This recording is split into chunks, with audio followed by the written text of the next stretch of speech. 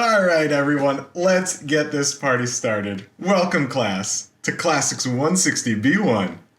Meet the Ancients! I, of course, am your professor, Dr. Rob Steffen, and today we are concluding our story about ancient Greece. I hope this doesn't make you too sad, but we have been on a wild ride so far from the dawn of humanity to the end of classical Greece, and today we'll see that with the rise of Alexander the Great, and we'll see that what started as like a state and an empire in the Bronze Age, then dispersed to democracy once again, ends up as an empire. So let's go ahead and turn down the lights, bring down the projector, and fire up lecture 8.1, Alexander the Great in Hellenistic Greece. So let's see what we got on the docket today. A few announcements. Again, I'm going to go over what you guys need to do for your exam on Friday. And then from there, what we're going to do is we're going to recap the story that we've told this semester so far. And I'm going to kind of guide you through that story, but I want you to be the ones to actually tell it. And so the way that'll work is I'm going to kind of give you a prompt, and then through the chat or through you turning on your microphone, I'd like you to contribute to what you know about that kind of segment of history that we've covered. From there, we're going to have a little bit of a discussion. And the question today revolves around this idea of political formations. All right? And so what we see in most of the world, right, in this part of the world at least at this time, are these large empires, right? Egypt, and then everything from the Sumerians to the Akkadians to the Babylonians and Persians and Assyrians, right? And then we get Greece, which is doing this super weird little thing, these little political city-states. And I want to discuss with you whether this ever had a chance of actually working out in the really long run. So that's going to be one of the questions that we tackle. And the impetus for that question today is the fact that this happens, right? Ancient kind of classical Greece happens over a relatively small amount of time historically. We're only talking a couple hundred of years here before we get the rise of empire once again with the world's greatest conqueror, Alexander the Great. Now, my guess is we're not going to quite get to the honors project at the end of today. If you're doing that, have no fear. We will spend time on this, absolutely. It's going to really pick up in earnest after the midterm exam, okay? And what that will also mean for you is that if you are renting the VR headset so that you can kind of actually go experience the site of Delphi, you only have to do that for half the semester, so it saves you half the cost on that thing there. Okay, so let's go ahead and take a look at our announcements for today. You guys know the basics. Go ahead and put this thing into speaker view. You can see me, you can see the slides, you can see the words, the images, everything you need. If you have a question, please go ahead and direct that to your TA, and then they'll funnel that to me. And I'll try to answer them when we're doing attendance later in the class. If you don't know about this by now, that's probably not a good sign, but our midterm is this Friday. And what you want to do in preparation for that, all right, is start organizing your notes, right? You've been taking a lot of notes for this class. There's a lot of information, and you want that handy. So if you've been taking them by hand, maybe think about typing them up, right? If you've been typing them up, maybe think about organizing them by chronology or theme or some way where you can find information effectively.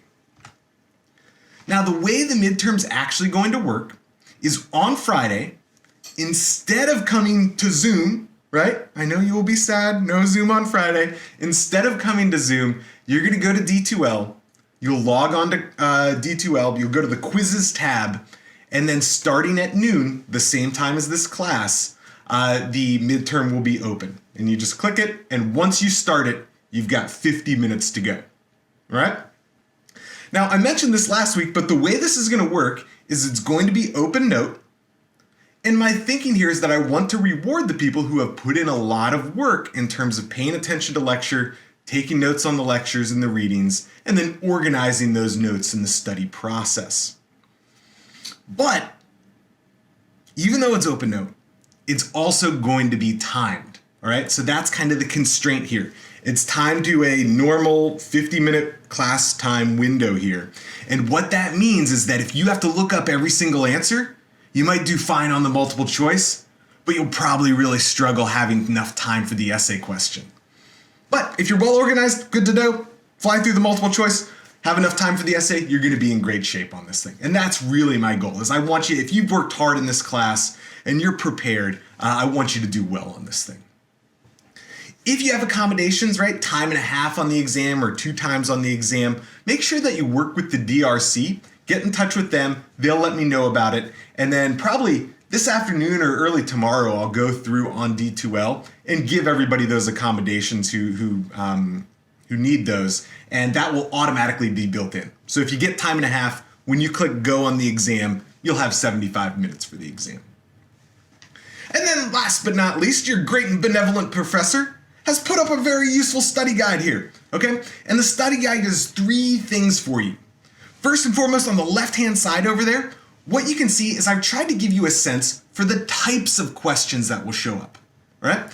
And in particular, I've tried to differentiate between kind of ones that are maybe overly detailed, something that we mentioned maybe briefly in class, but is really more detail than you need for this exam. And then I've also tried to give you an example of a question that is totally fair game, right?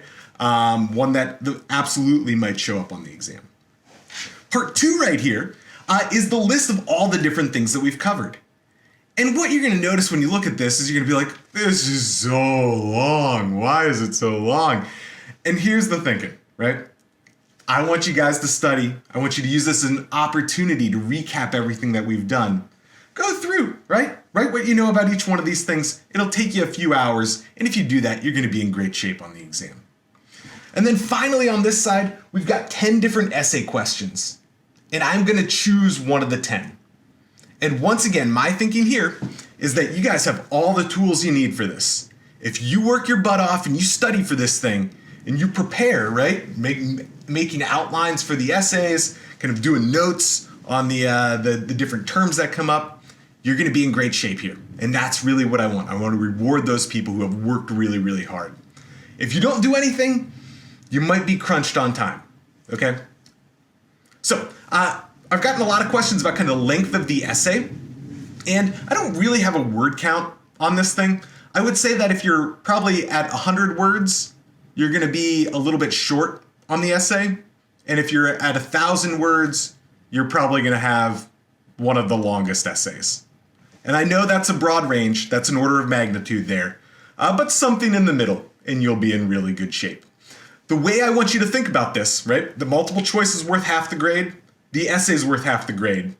And so what you're looking for is to spend about half of the exam time, about 25 minutes, actually writing the essay. Yeah, it's something in terms of like a reading response, maybe a little longer than that, but like something in that range is probably pretty reasonable. And then what you're looking for again, right, as you're constructing this, you're looking for a clear argument, right? You're looking for support for that argument, and the more detailed you can be, the better. You don't need parenthetical citations, but if you can, if you're talking about the glories of classical Greece, don't just say classical Greece was wonderful, right? Tell me about the sculpture and the pottery and the democracy and the Acropolis and the Parthenon, right? If you're able to give those specifics in terms of evidence, you're going to have a much more powerful response. All right, so let's go ahead and I want to kind of do a recap here. And the thinking here is twofold, all right? One is that this is going to lead nicely into the story of Alexander the Great and the end of kind of ancient Greece today. And 2, this is going to be a great preparation for the exam on Friday. Right? One last question in terms of the exam. You don't need a bibliography, okay? So if you're mentioning the Homeric epics, right? When you're writing, you can say, Homer's Iliad tells us about, whatever, the heroic period of the Dark Ages, right? That's fine. Mention it in the text. You don't need a separate bibliography. So here's what I want. I want you guys to open up the chat for me now and tell me when we started this class, right, we started way back at the beginning. This is actually because the class used to be called In the Beginning, so I always started really far back in the beginning. But what we started with, right, in large part, was the dawn of humanity itself, according to biological anthropologists. Does anybody remember way back to the start of the semester? And can you give me a rough date when biological anthropologists think that Homo sapiens, right, the genus and species that we are, when they arose? All right, Harry, Hunter, Nicole, Blake, the TA. That's good. You know, Blake, that's awesome. Yeah, we're talking about 200,000 years. And here's the kind of important aspect for this, right? What this helps us do is contextualize kind of how quickly the developments of the ancient Greek world actually arise once they get rolling. Now, let me ask you this. What are people doing for most of like the time that we've been actual humans, right? All right, so nomads, hunter-gatherers, very good. Wandering around, collecting fruit. Hunter, I don't know if you can see, there shouldn't be some way that you can actually see my slides, but you got that one almost exactly there, right? What's amazing about this is for like 95% of human existence, humans around the globe are doing very similar things, right? They're hunting, they're gathering food, they're procreating, they're trying not to get eaten by saber-toothed tigers, right? And in the little free time they've got, sometimes they paint some really awesome stuff on cave walls. And again, the thinking here is that it gives you kind of a broad context for then how quickly things start to change once they do start to change. And can anybody, sorry, I just saw Kellen's comment, trying desperately to reproduce. That, I'm sure many people were trying desperately to reproduce, absolutely. Okay, so what happens next in our story, right? What is the kind of change in what we call this time period called the Neolithic Revolution, right? We call it a revolution because it was so influential that it changes everything that kind of goes on from there. All right, farming, the domestication of animals. People settle down.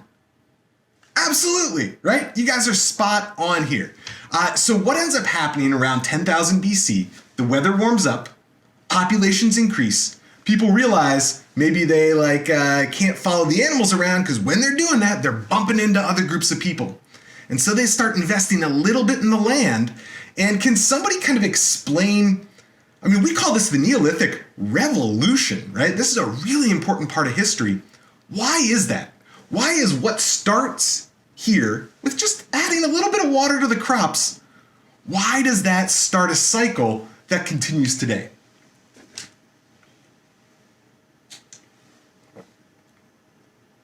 All right, so farming and settlements, right? Farming allows for settlements, and it creates a positive feedback loop, which includes specialization, right? Because you have surpluses, you can finally have people doing something a little bit different. You guys are spot on here. This is exactly right, right? So what we're thinking is that people now can save up a little food, which means when you have a drought, not everybody dies off, population grows, and the result of that growth is you can dedicate a few people to doing something other than producing food. And what that leads to is technological advances, which leads to more food, more stability, more people, more specialization, more technological advances, and it goes around and around and around and around. Excellent. All right, so about 7,000 years after the start of this, we get the transition from the Neolithic to what we call the Bronze Age, right? This is frequently what we call the period of the rise of empires. Let me shrink myself here. What are some of the characteristics that we associate with the Bronze Age?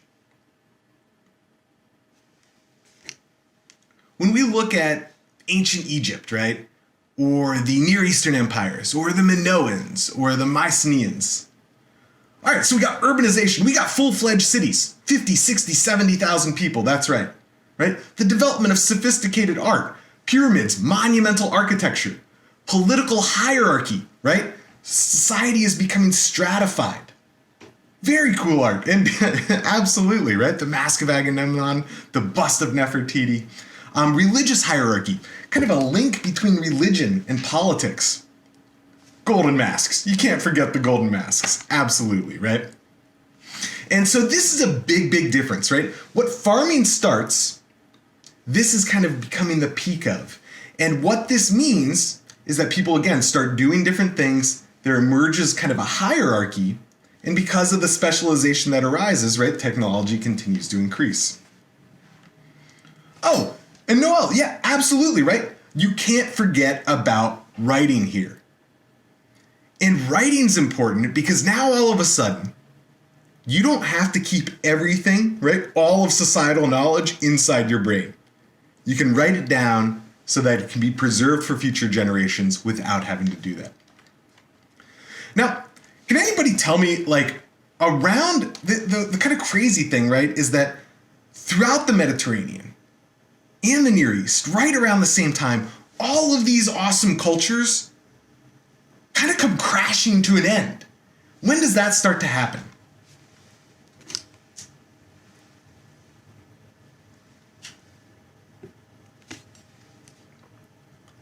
That's right, Leticia, right around 1200 BC. And what we end up seeing is these massive sites, right? Mycenae, Knossos, Hattusa, right? The capital of the Hittites, Kadesh. All of these sites are destroyed within the same very, very narrow time span. And what we end up seeing with that is the same sort of feedback loop, except this time it's a negative one. It's what we'd consider like a vicious cycle. And so when these invasions happen, it's not just the fact that they're being invaded. It's the fact that those invasions end up disrupting trade routes. And when trade routes are disrupted, you can't obtain natural resources like tin. You need the tin because you need that to make bronze. When you can't have bronze, you can't have good weapons. When you don't have good weapons, you can't fight off invasion. And then the vicious cycle continues again and again and again. And throughout the Dark Ages, right, all these things that we've got, huge palaces, monumental architecture, large cities, centralized political centers, right? These all collapse and they all fragment. But after about 400 years, in Greece, we start to see things kind of moving upwards again. Can anybody tell me some of the developments we associate with archaic Greece, right? Remember the kind of trick with archaic Greece? It sounds like really, really old. In reality, almost everything we associate with the ancient Greeks gets started in the archaic. All right, so we get the return of writing. Natural philosophy, absolutely. What else do we have? The Olympics. Iconographic art, right? They start representing people and animals again. Democracy. Monumental architecture. A move towards equality. These, you guys got it, right? All these things, right? We've got colonization. We've got the Olympics. We've got writing. We've got, like, life-size sculpture. We've got stone pyramids? We don't have stone pyramids. Scratch that from your brains. We have stone temples to the Greek gods, right? We get this kind of very iconic style of Greek pottery. And then perhaps most importantly, right, we have democracy. So all these things, right, even though they might become perfected during the classical period, they all get started during the archaic. Now, somebody mentioned this earlier, right, this kind of general move towards equality, and how that's one of the things that sets Greece apart from other areas like the Near East at the same time. Can anybody tell me, right, why do we see this move to equality? Or how does that manifest itself? So politically, we have oligarchies, right? We have like kind of small groups of people ruling rather than one centralized king. That's right, right? A more even distribution in wealth in Greece than in other parts of the world this time. Good. So, distribution of wealth is part of it. Phalanx-style warfare is part of it, right? Remember, you have got to basically defend yourself, but also the person next to you. The way Greek warfare works at this point in time, it only works if everybody's doing the exact same thing. And then religious ideology, that's right. And what about the religious ideology? What's different about Greece than in other places, right? So we've got the even distribution of wealth. We've got this phalanx-style warfare. And that's exactly what you guys are saying, right? Anybody is able to connect with the gods. You do have priesthoods, there's no doubt about that. But if you want to go sacrifice to Zeus, you can go sacrifice to Zeus. And that's something in other parts of the world, the political and religious kind of specialized hierarchies would take control of those sorts of things. But in Greece, you don't get that. So these are three of the main factors that kind of lead us towards this more equal society. And that kind of culminates, right, with democracy, where all citizens get to participate. Now, Greek democracy is very different than what we get in, modern America today, right? Even though we call ourselves a democracy, these things are very, very different. Can anybody explain to me why, right? How ancient Greek democracy kind of radically differs than what we do from what we do in America today?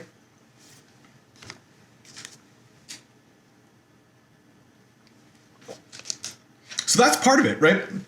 In ancient Greece, it is kind of very equal for the time, but let's not get carried away, right? We're only talking about citizen men who are able to participate. And what do we mean by it's not a republic or a republican democracy?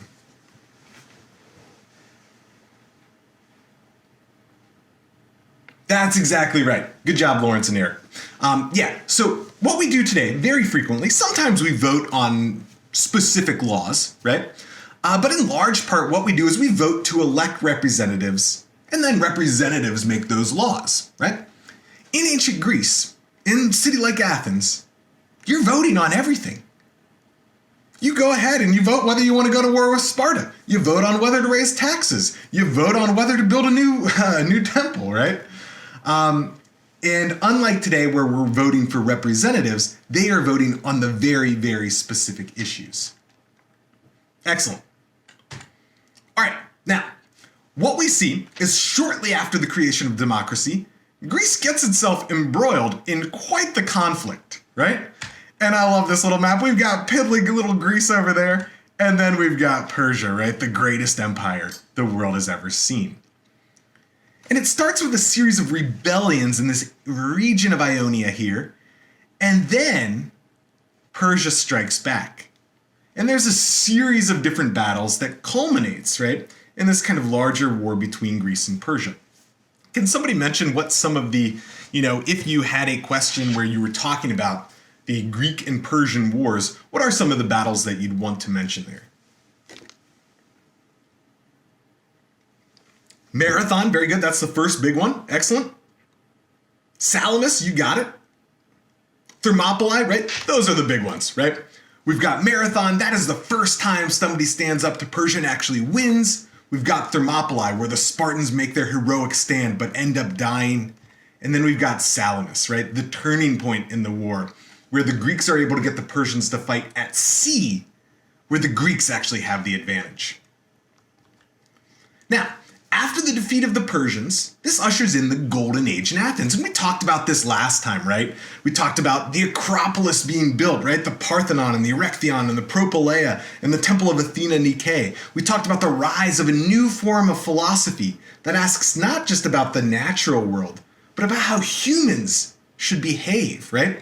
We've got drama and theater and poetry. We've got a new style of sculpture that's becoming very lifelike and fluid, and a new style of pottery as well that's emphasizing kind of the individuals in orange or red, and then the background in black. All these things under development in the kind of golden age, the 5th century in Greece, and in large part kind of led by this guy, Anybody remember who this guy is? His name's on there if you can read Greek. That is Pericles, absolutely. Absolutely. Very good. He's the one kind of organizing this around the Delian League. Now, after less than 50 years, things start to fall apart. And can anybody tell me why that's the case, right? We've got Syracuse over here on the island of Sicily. We've got Athens right here, right? On mainland Greece. We've got Sparta down in the Peloponnese. Why, this is a very, very uneasy kind of triangle between these three.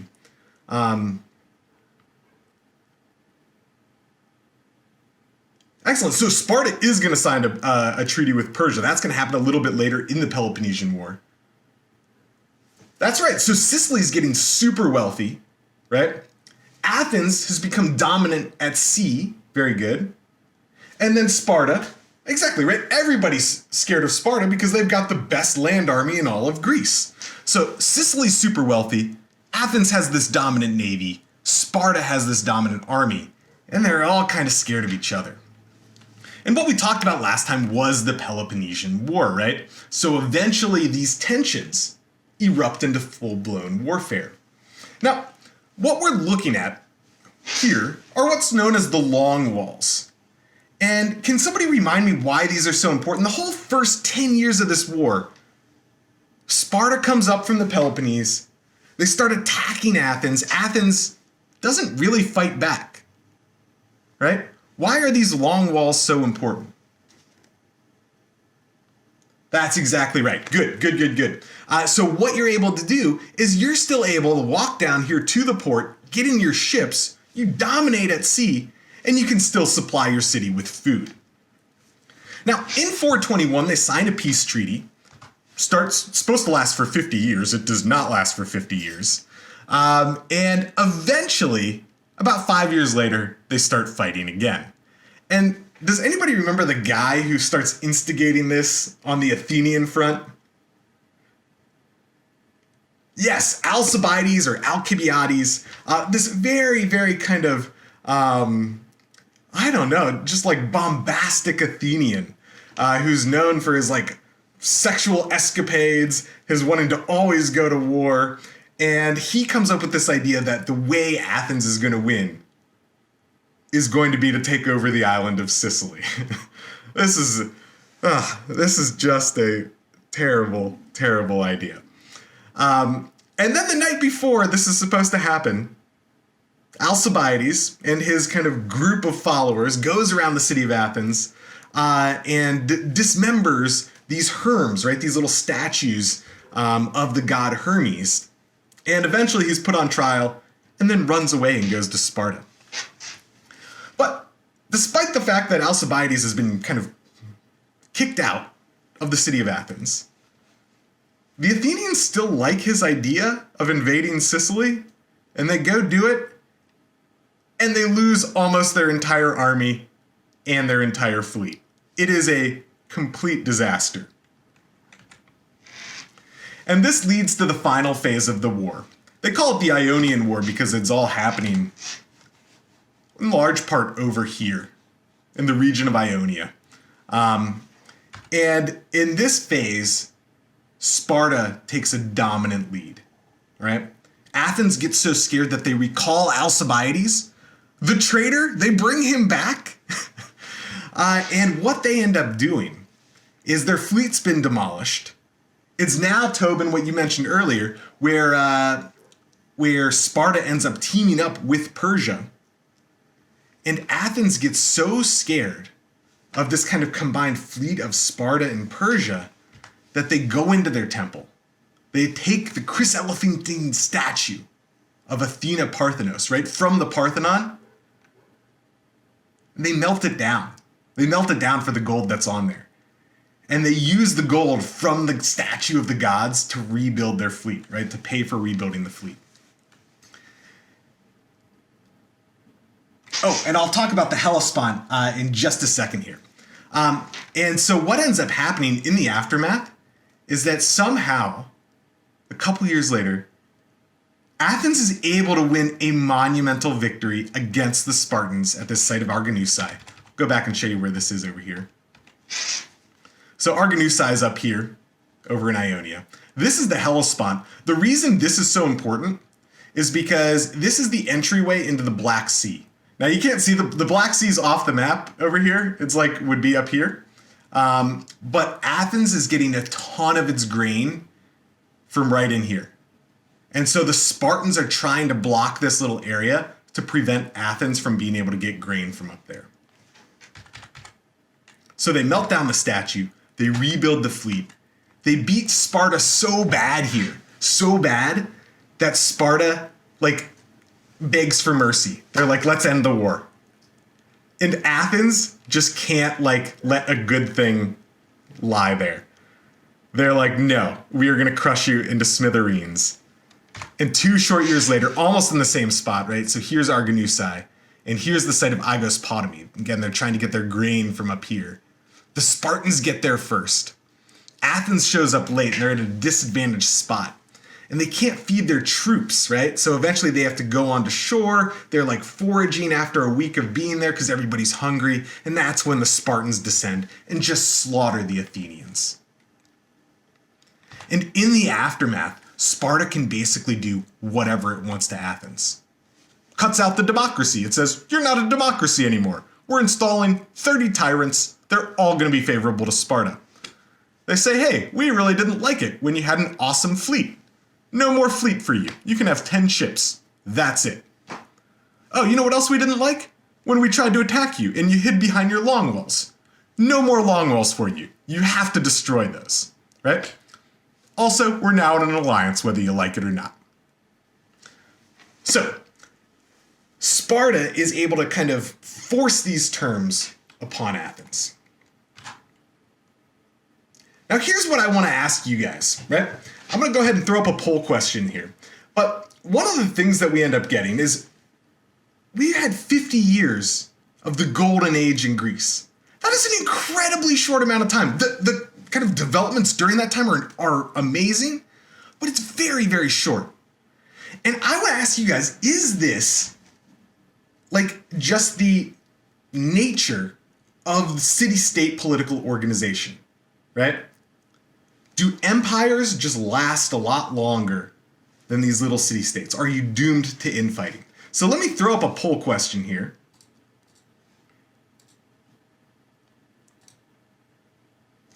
And here's your question of the day, right?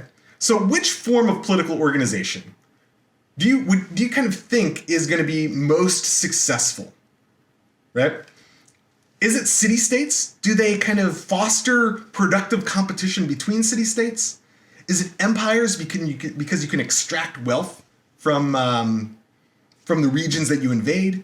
Is it a state-level society, something like Egypt that's kind of almost in the middle there?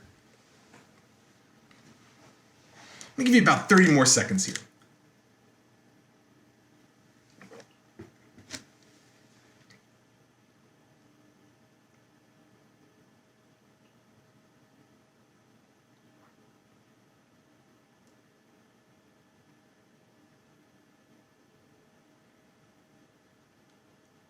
All right, most of the votes are in. So I'm going to go ahead and share the results here. So we've got the kind of plurality winner being state-level societies, right? Something kind of in between, larger than a city, but not quite to the point where they're invading faraway areas. Could I get a volunteer from the state-level group here to talk a little bit about why you think that's maybe the most... we'll say, quote unquote, why you think that's the best form of political organization. And you can take that term best however you would like to mean it.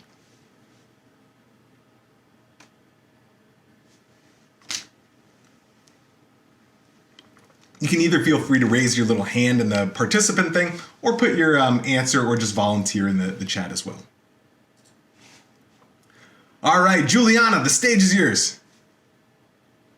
Well, I think the state government would be was the strongest because Sparta was able to really defeat Persia in some of the battles, or they just really um, they were really strong against a really big empire, and I feel like that speaks more for Sparta than for Persia. Excellent, thank you. Ava, would you like to jump in? Yeah, so I would say that states are the most successful because empires are very oppressive sometimes and they're always taxing like the smaller city states and that results in like revolts and then the empire eventually crumbles because it's like this big thing that's hard to control. And then city states are like we saw they like fight between each other so like they're never stable and then states seem to be like a nice in between. So Wonderful, thank you. Eric, would you like to build on that? Yeah, I agree with states most because with, like we saw with Greece with the city states, there's too much infighting and you have too many people wanting different sort of government systems. But with empires, like we'll see with the Roman Empire later, when it gets too big, it sort of just collapses in on itself. So you want like a healthy middle, pretty much. Yeah, and that's very similar to, thank you for that, Eric. And that's similar to what Harry's saying in the chat as well. Could I get a volunteer from either empires or city-states to make their case? Mason, go for it. So I picked city-states, and so obviously, the question here goes is obviously about, like infighting and stuff like that. And I feel like that's kind of unfair. I feel like that's going to happen anywhere. I mean, you can look currently, right? Like if you're in the U.S., states argue all the time about legislation and other things. If you go to states, there's going to be class ranks, from the really rich people to the poor people. And there's going to be fighting between the classes saying that, oh, I should be paid more, so on and so forth. And then as mentioned before, empires can be oppressive and that causes revolts. But I feel like out of all of them, like success, I would define more as like prosperous and advancements. I feel like Greece and like the city-states did the most. They were arguably more prosperous than the other empires, and they definitely had a lot more technological advances. Excellent. In such a short period of time. Great, thank you so much for your contribution there. Claire, would you like to build on that? Yeah, I had like a pretty much a similar thought process. I didn't really look at longevity or military excellency. What I looked at is, I guess, the effectiveness of just a good social environment and social relations. Because, yeah, that social relations only go so far, but it's also very important in society. And it's kind of like, that's just the way I think. I prioritize like social sound, and I felt like the city-states, and to an extent states, did really achieve that greatly. Wonderful. Great. Thank you, Claire. All right. Great contributions here. And what I'd like to do now is let's go ahead and tackle our attendance for today.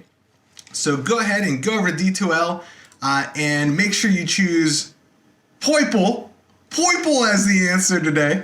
And then in about 60 seconds, we'll get started with what happens in the aftermath of these Peloponnesian Wars, right? And we'll see kind of how things fragment and then eventually come together under Alexander the Great.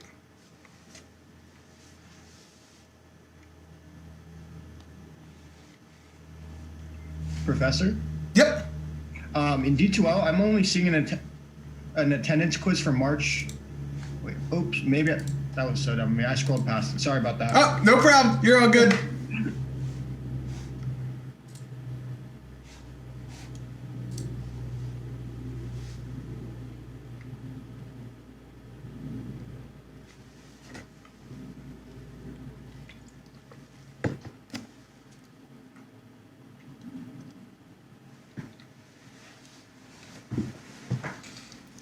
All right, and as you're doing that, I'm going to jump into the story of the 4th century, right, the 300s. And as we go through this, I don't need you to remember the names of every battle or every individual involved. What I kind of want you to get a sense for is almost the personality of Alexander more than anything else here, okay? So again, don't sweat every little detail here. It's going to go fairly quickly. Get a sense for kind of who this guy is as a person and maybe how that both embodies some of the Greek ideals of excellence, while at the same time going against the Greek ideals of like equality. Okay, so 4th century, here's what we've got. In the aftermath of the Peloponnesian Wars, right, prior to this, Athens was dominating. Now we've got 3 different city-states that are all kind of sort of about the same level of power. We've got Thebes, we've got Athens, and we've got Sparta. And what happens over the course of the century is like they start teaming up with each other to try to fight each other. And it's like the strongest one always has the other 2 team up against them. So those alliances shift throughout the 4th century. But we do get 2 results here, right? 2 of the implications, one of the things that happens in the aftermath of the wars are that individuals are getting super wealthy. The other thing that happens in the aftermath of the Peloponnesian Wars is that these regions that used to be in the way kind of backwaters of Greece all of a sudden have started to become connected to Athens and Sparta and the really prosperous areas through these different alliances. And in particular, that happens up north with Macedonia. Now, in terms of kind of the power of the individual, we can see that in the funerary monuments. So this is a big funerary monument from the 4th century. It's the tomb of a guy named Mausoleus over in the kind of western Turkey area. This is where we get our word mausoleum. And so what you can see, in classical Greece in the 400s, if you were rich and you died, you put up a little statue of yourself. If you're rich and you die in the 300s, you build an enormous monument to yourself. And again, what we're seeing is the kind of move towards the power of the individual. And that becomes kind of best exemplified in this guy, Philip of Macedon, Philip II of Macedon. He's the one who takes that backwater of Macedonia and starts to make it kind of a regional power, right? Kind of moving out of its traditional homeland into the other parts of Greece. And in 338, what ends up happening, he leads a battle with his son Alexander. His like teenage son Alexander is one of the generals. And they are able to beat an alliance of Thebes and Athens, right? So the 2 strongest city-states at the time try to team up against the Macedonians. Macedonians crush them. And afterwards it's said that Alexander and his dad got really drunk on wine and danced on the bodies of the dead. Pretty messed up stuff. Now Philip II has got ideas. And his idea is that he's not only going to conquer Greece, he's going to go conquer Persia as well. And this is to make up for Persia's invasion of Greece 150 years earlier. All he has to do before he sets off to do this is he's got to marry one more time, his 4th wife. So he's already married 3 times. He's got to marry a 4th time to establish a marriage alliance so that he can get out and not have to worry about things at home while he's out in Persia. And at the wedding ceremony, he's stabbed in the back and killed. And his young son, like 16 years old at the time, ends up taking over the Macedonian kind of burgeoning empire. And he's got to get everything under control. Now, one of the really cool things is we think we've discovered actually the royal tombs of the family of Philip II. So the bones were buried, kind of cremated and buried in this box. You've got this royal armor here. The little ivory head that we saw earlier, that was in the tomb as well. So we think it's actually the face of Philip of Macedon. Now, Alexander is his son.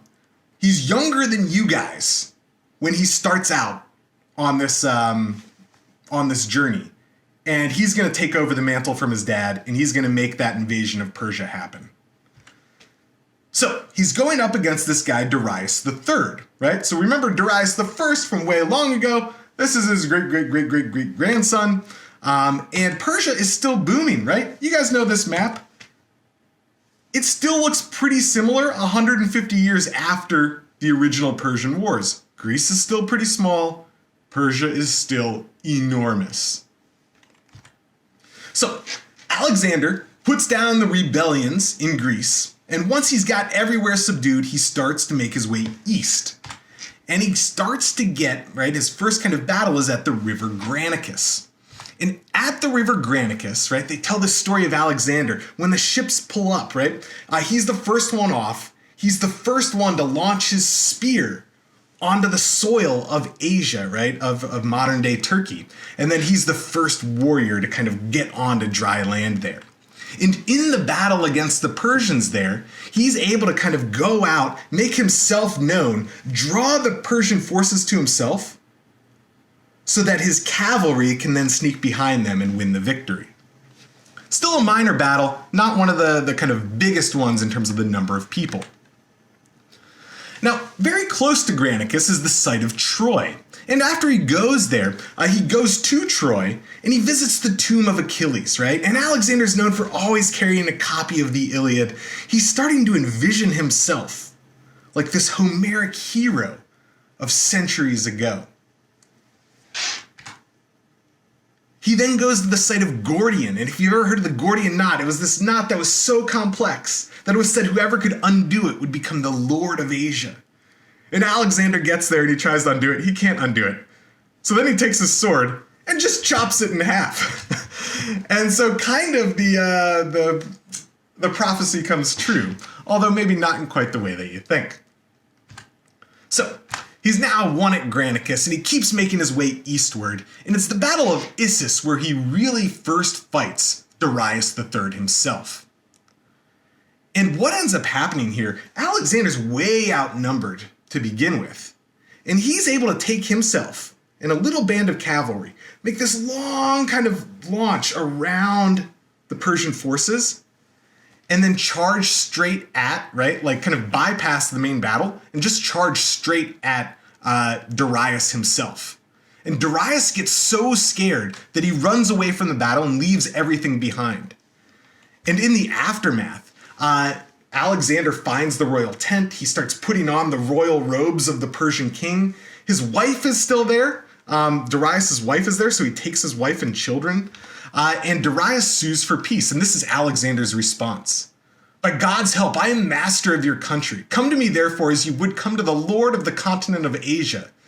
And in future, let any communication you wish to make with me be addressed to the king of all Asia. Do not write to me as an equal. Everything you possess is now mine.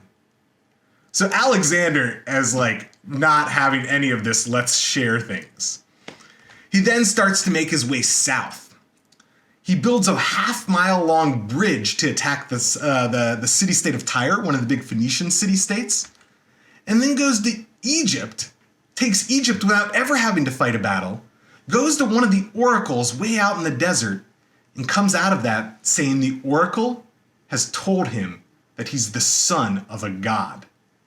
And this is getting pretty weird for the Greeks, right? The Greeks are like, aren't we all about equality? And then you got Alexander kicking butt all over the Persian Empire, but also kind of like, hey, I'm also divine. Now, he keeps working his way eastward. Darius still hasn't been caught yet. And at the Battle of Gaugamela, this is really the last big battle against the Persians. And in that battle, Alexander uses this reverse pincer move. So kind of falsely mimicking that his lines were less powerful than you would imagine. And when the Persian troops have to commit more and more of their cavalry and their flanks to that, it opens up a hole in the middle. Alexander's able to charge through. Now Darius runs away, and like Alexander follows him, right? He gets all the way to Persepolis over here, the old Persian capital, burns it down, and then chases down Darius and kills him. But Alexander's also starting to portray himself kind of as a Persian king while defeating the Persians, right? He's not just making them Greek. He himself is becoming somewhat Persian. And this goes on, and it goes all the way to India, where he's fighting in the Indus River Valley against King Porus. And he wins that battle, but it's very costly. The troops are sick of this, right? They are sick of fighting. And they're like, we're going to go home. We're done with this. And in a foolish move, Alexander marches them across this desert, kind of the straightest way back, but also the desert was not kind to them. It looks like this. He loses over half of his troops just marching through the desert. And he gets sick as well. And in the sight of Babylon in 323, he's on his deathbed after having drank some sort of wine or something like that. Some people say he drank himself to death. And his generals come in and they're like, Alexander, you have built the new biggest empire the world has ever seen. Who's taking over when you die? And on his deathbed, he just says, I leave the empire to the strongest. Which of course is not helpful at all. And so now you've got all of his generals, right, trying to fight to take control of the empire that Alexander built. And you can think of the next few centuries like you think of Game of Thrones. The true king has died, and all the successors are competing to reunite the empire. And this is what it looks like. His generals split off and take different parts of the empire that Alexander had built. But no single general is ever able to put it back together. And because there's so much infighting, it makes for easy pickings when a new empire from the west, way off the map over here, comes in a few hundred years later and starts picking these off one by one. That, of course, is the Roman Empire, and we will pick up with Rome next week after the midterm exam. So, I will see you back here Wednesday for the midterm review. Start studying for the exam now. Organize those notes. Bring questions with you. Let's go ahead and pull up the lights, and we will call today. Thank you guys for sticking with me. I hope you have a wonderful couple of days, and I will see you back here on Wednesday. All right. Bye, everyone.